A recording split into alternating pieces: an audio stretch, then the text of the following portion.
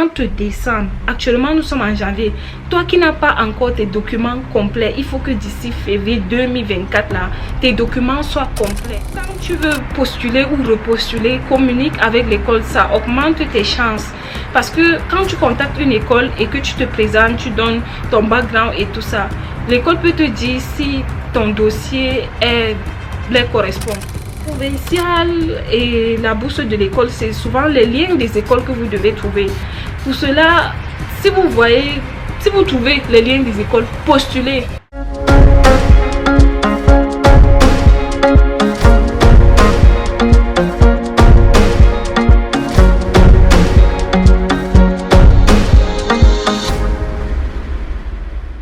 Salut, j'espère que vous allez bien. Moi je vais super bien.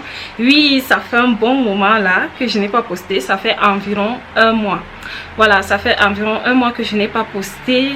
Il y avait les effets de la fête, les effets de la nouvelle année. Aussi, j'avais pas envie de poster tout simplement. J'étais fatiguée. J'avais besoin de me reposer, de me ressourcer. Je vous souhaite une très bonne année 2024 parce que c'est ma première vidéo de l'année 2024. Il pleut. Vraiment, j'avais regardé la météo. Je pensais qu'il n'allait pas pleuvoir, mais à ma grande surprise, il pleut. Mais bon, comme je suis déjà prête, je vais vous faire cette vidéo. L'essentiel est que vous puissiez entendre ce que je vais vous dire dans la vidéo. Voilà. Donc, je vous souhaite une très bonne année 2024. Je vous souhaite beaucoup de succès, la santé, l'argent et pour les personnes qui sont dans la procédure pour venir en Chine, je vous souhaite de réussir votre procédure. Voilà, sur cette chaîne, on parle des études et du business en Chine. Sur cette chaîne, je partage avec vous les procédures, les astuces pour réussir votre demande de bourse ou bien vos demandes d'admission et aussi le business en Chine. Voilà. Donc, mais ces jours-ci, j'ai décidé de faire plutôt une série de vidéos sur les études en Chine. Donc, voilà. Et je vais essayer de répondre à vos questions. Si vous voulez avoir certaines informations, prenez la peine d'entrer sur la chaîne, dans la playlist. Vous allez trouver plusieurs vidéos. Aujourd'hui, dans cette vidéo, je vais partager avec vous quelques points qui vont vous aider si vous voulez repostuler étant en Chine, parce que j'ai été contactée aussi par des personnes qui sont déjà en Chine, parce que je suis consciente que si vous venez en Chine pour faire 1 an de langue ou 6 mois, vous n'allez pas comprendre tout le système. Il y a des règles, il y a des lois, il y a toutes ces choses que à votre arrivée l'école va vous faire savoir, mais après il y a bon, vous n'allez pas comprendre le système parce que les gens qui ont duré en Chine ont entendu plusieurs histoires. Donc, il y a plusieurs choses qui se passent ici. Il y a des choses que je ne peux même pas partager sur Internet. Donc, vous n'allez pas connaître le système. Donc, aujourd'hui, je vais partager pour ceux qui sont en Chine parce que c'est la période pour postuler. Pour ceux qui sont en Chine, qui veulent repostuler ou bien pour des personnes qui ont eu peut-être 6 mois de langue parce qu'il y a des personnes qui vont venir en mars là pour 6 mois de langue. Ce n'est même pas 6 mois. En réalité, c'est 4 mois. Ou des personnes qui vont venir l'année prochaine pour 1 an de langue, qui comptent rester en Chine. Donc, je vais vous partager 10 conseils. J'ai noté 10 conseils qui vont vous aider à mieux préparer votre demande de bourse. On va dire ça comme ça. Donc, premièrement, cette vidéo concerne plusieurs types de personnes. Voilà, plusieurs catégories. Premièrement, ce sont des personnes qui sont au pays, qui veulent d'abord postuler 1 an de langue, venir en Chine et poursuivre leurs études plus tard, ou bien 6 mois de langue. Et d'autres catégories, c'est des personnes qui sont en Chine, qui sont en train de finir leur 1 an de langue, ou bien des personnes qui sont en Chine, qui veulent commencer, qui vont venir en Chine, qui vont commencer leurs 6 mois de langue. On va dire ça comme ça. Autre catégorie de personnes aussi, ce sont des personnes qui sont à leur dernière année de licence étant en Chine, ou bien à leur dernière année de master étant en Chine et qui veulent repostuler soit pour le master ou bien le doctorat. Donc, si parmi toutes les catégories que j'ai citées là, tu es là, voilà, et que tu as les soucis, tu veux repostuler, tu te poses des questions et tout, reste scotché. Donc, premièrement, quand tu veux repostuler étant en Chine ou bien tu comptes repostuler, parce que c'est possible, oui, c'est possible de repostuler. Premièrement, il faut planifier, oui, parce que si tu ne planifies pas, tu ne vas pas t'en sortir. Donc, il faut déjà planifier. Étant au pays, il faut prendre des renseignements, il faut te renseigner auprès peut-être des anciens en Chine qui peuvent t'aider, ou bien suivre ces genres de vidéos et tout, donc, pour savoir comment t'y prendre. Donc, il faut planifier. Ok, je viens pour 1 an de là, mais je compte repostuler la licence, je compte repostuler le master. Donc, tu planifies bien, voilà. Parce que quand tu planifies et que tu planifies quelque chose sur papier, tu as de fortes chances de réussir. Et aussi, la personne qui est en Chine aussi doit planifier sa procédure. Donc, deuxième point, c'est qu'il faut que tes documents soient complets. Quand tu veux repostuler, il faut que tes documents soient complets. Donc, généralement, les gens qui viennent faire 1 an de langue ou 6 mois ont des documents complets. Mais c'est des personnes qui sont déjà en Chine, qui sont en train de terminer leur licence ou bien leur master, qui n'ont pas des documents complets. Pourquoi? Parce que quand tu es en train de terminer peut-être ta licence, on a déjà lancé avec les bourses, mais toi tu n'as pas fait ta sortie, ce qui fait que tu n'as pas ton diplôme de licence en main, ou bien tu n'as pas ton diplôme de master en main. Qu'est-ce que tu dois faire dans ce cas? Tu dois demander le certificat de scolarité à ton université, à ton département ou bien le bureau international. Tu les demandes le certificat de scolarité. Le certificat de scolarité en chinois, c'est Zai Tu Zhengming.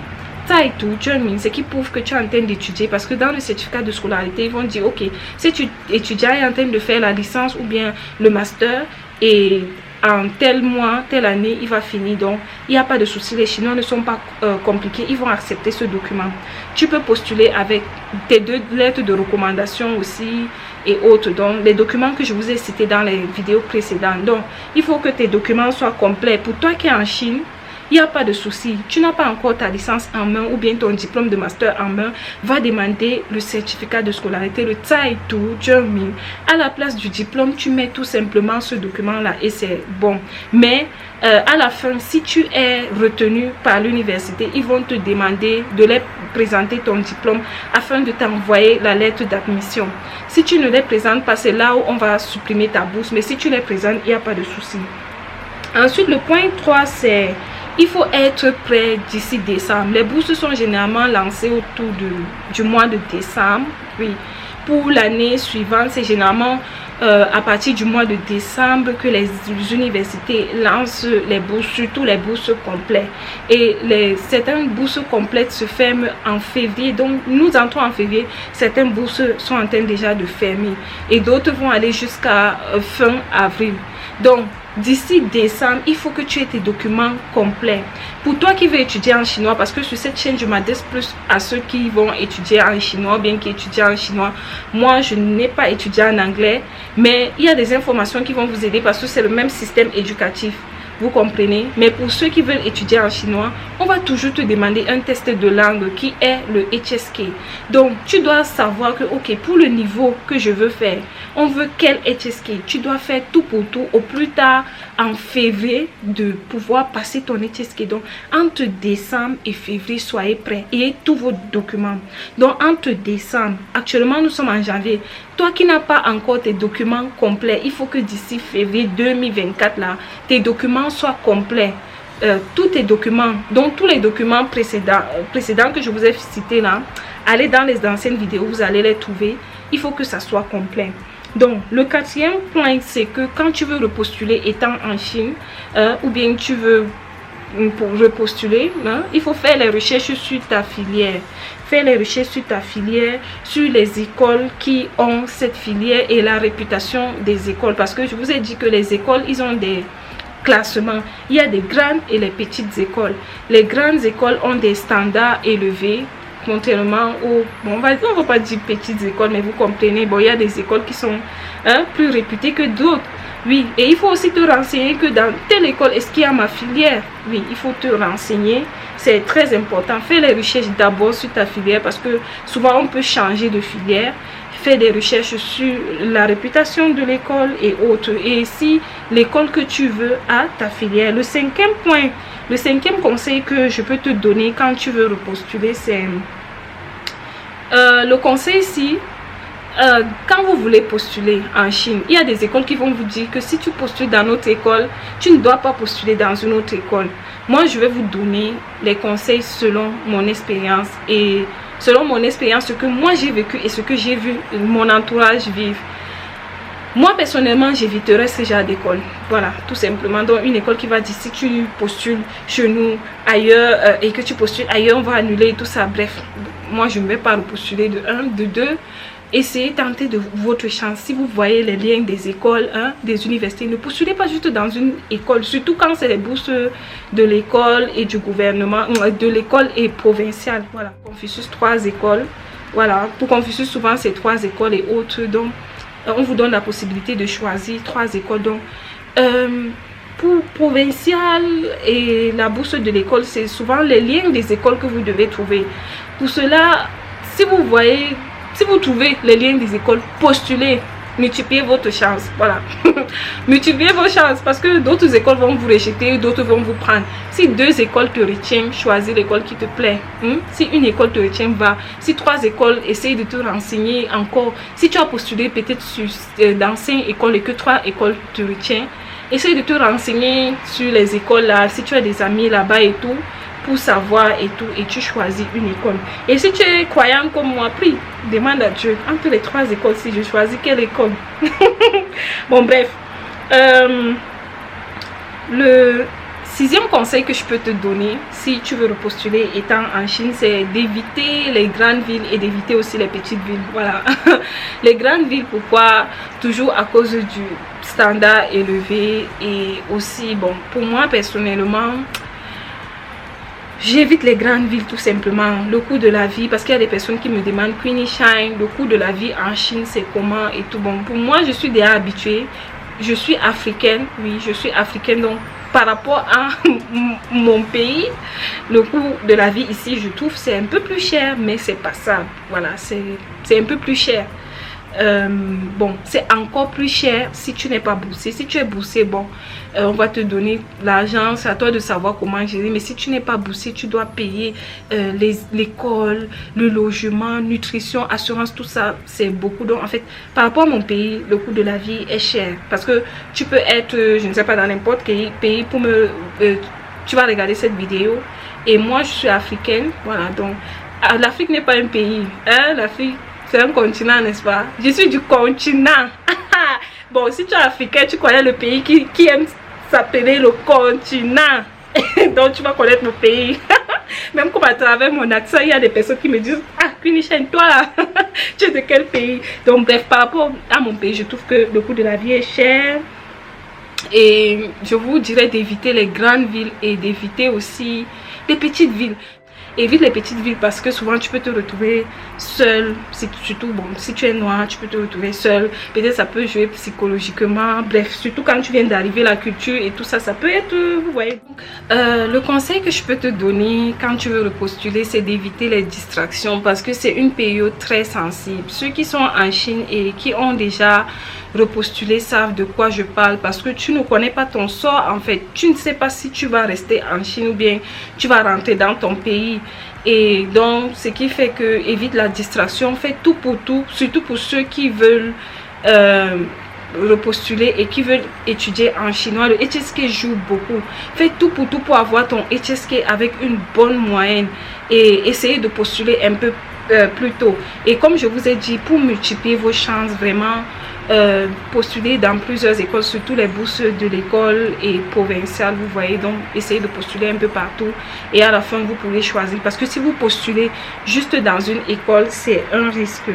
Et aussi pour trouver les liens des écoles, allez sur Baidu. Baidu c'est notre moteur de recherche, c'est comme Google. Donc nous on a Google, eux ils ont Baidu. Donc allez sur Baidu et faites les recherches, vous pouvez tomber sur les liens des écoles qui offrent des bourses ou bien Campus China tout simplement. Et aussi, le 9e conseil que je peux vous donner, c'est de ne pas faire une fixation sur une bourse. Il y a des personnes qui arrivent ici et qui se disent que moi, je veux absolument la bourse du gouvernement ou la bourse de Confucius ou bien telle bourse parce que cette bourse paye bien, on va me donner l'argent chaque fin du mois et tout.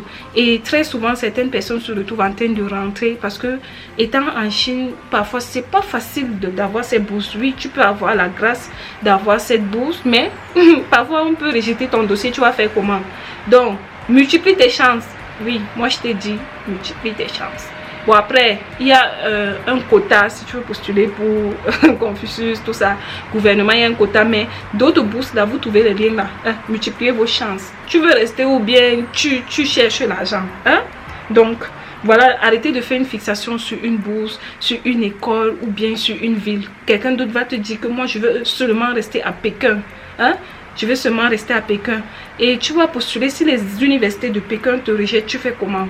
Donc, essayez, parce que après, quand vous avez la bourse ou bien vous êtes ici, vous pouvez voyager comme vous voulez. Personne, même si vous êtes étudiant, aucune école ne va vous empêcher de voyager. On peut vous dire juste que, ok, quand tu voyages, bon, pour les écoles strictes, parce que certaines écoles, les vacances, ils ne sont pas avec vous. Hein?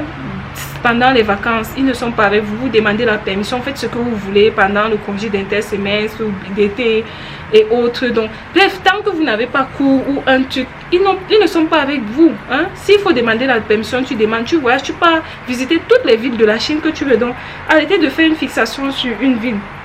Le dernier conseil que je peux vous donner, le dernier conseil, c'est de communiquer avec l'école. Quand tu veux postuler ou repostuler, communique avec l'école, ça augmente tes chances. Parce que quand tu contactes une école et que tu te présentes, tu donnes ton background et tout ça, l'école peut te dire si ton dossier les correspond. Il y a d'autres écoles qui sont directes, on va te dire, bon ok, il n'y a pas de souci, oui tu peux postuler, on va t'envoyer le lien, voilà notre lien, postule et tout ça. Là, ça te donne déjà une chance. Et pour une autre école, si ils savent que bon ok, même si cet enfant postule, on ne va pas lui donner la bourse parce que quand vous les contactez, c'est le bureau international, c'est eux qui donnent la bourse. Ils savent s'ils vont vous donner leur bourse ou pas. Donc, c'est eux qui décident en fait. Voilà. Donc, une autre école, ils peuvent te dire non, vraiment désolé, quand on voit ton profil, ça ne correspond pas. Ou une autre école, ils vont commencer, on va dire, les gens là, les enseignants là peuvent commencer à te poser des questions. Tu es de quelle nationalité, tu as quel âge et tout. Quand on commence à te poser des questions, c'est pour voir si c'est ok, on va t'envoyer le lien. Là tu sauras déjà. Mais même si tu communiques bien avec une école, je te dis que postule. Si tu as d'autres liens, postule. Ne mets pas tout ton espoir sur cette école là. Parce que ce que nous voulons, sur cette chaîne, quand on fait des vidéos et tout, c'est pour que demain, vous puissiez vraiment atteindre vos objectifs. Donc, voilà. Donc, multipliez vos chances, préparez-vous bien. J'espère que ces 10 conseils vont vous aider et que vous allez pouvoir avoir votre bourse cette année. Et il y a une personne qui m'a demandé aussi que Queenie Shine, je suis en train de venir en mars. Je dois avoir combien pour je dois avoir combien, hein? Donc en fait il m'a parlé du coût de la vie et autres. Quand vous allez venir en mars, pour ceux qui viennent en mars, sachez que il y a les procédures que vous allez faire. Vous allez refaire la visite médicale ici à l'hôpital de la Chine, l'hôpital que l'école va vous indiquer, où on amène tous les étudiants internationaux. Vous allez devoir payer la caution, mais c'est pas dans toutes les universités. Il y a des universités qui vont vous demander de payer la caution et d'autres ne vont pas vous demander. Et vous allez faire le visa. Voilà, vous allez faire votre permis de résidence. Voilà les 3 choses, voilà les 3 dépenses que vous avez à faire obligatoires quand vous arrivez en Chine. Et ça va tourner autour de 150 000 francs CFA, on va dire 150 000. Je vais mettre ça en euros, en yuan, bon, donc autour de 150 000, mais c'est pas exact, vous voyez, donc ce n'est pas exactement et tout. Donc quand même, pour ces dépenses là, prévoyez 150 000. Maintenant, pour le coût de la vie, ça dépend vraiment des villes et ça dépend de vous. Si vous êtes une personne qui est dépensière, vous allez vouloir de beaucoup d'argent.